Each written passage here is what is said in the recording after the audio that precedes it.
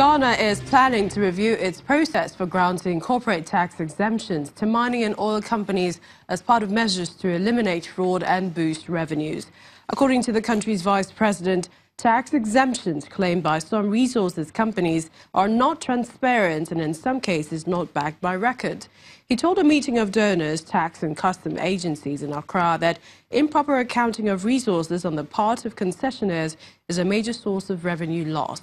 Last month, the International Monetary Fund called on Ghana, Africa's second biggest gold producer and crude exporter, to adopt additional measures to boost reserves. Israel has released from detention a small group of African migrants who had been awaiting deportation shortly after the collapse of an international deal to send them to Rwanda.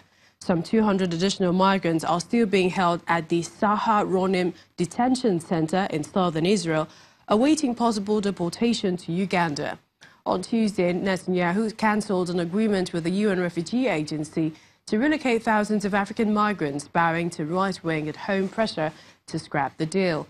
For the estimated 37,000 migrants in Israel, most of them from Eritrea and Sudan, the whirlwind of announcements over the past 3 days about their future has swept their status even deeper into limbo.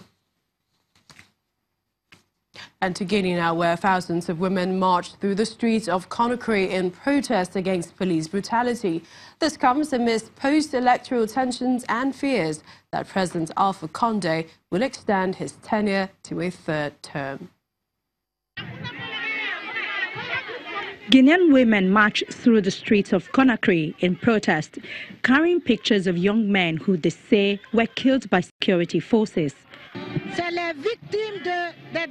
These victims that you see here from the last few weeks, and what we want for them is justice, because enough is enough. It has to stop. About a dozen of civilians have been killed since February, following clashes with police during post-electoral tension that has fueled anti-government sentiments. Represented here are the mothers of Guinea.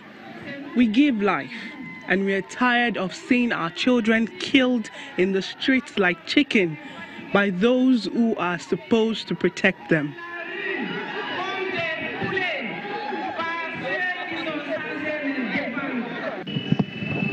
Madame, vous avez dit, vous êtes venue voir le ministre de la Justice.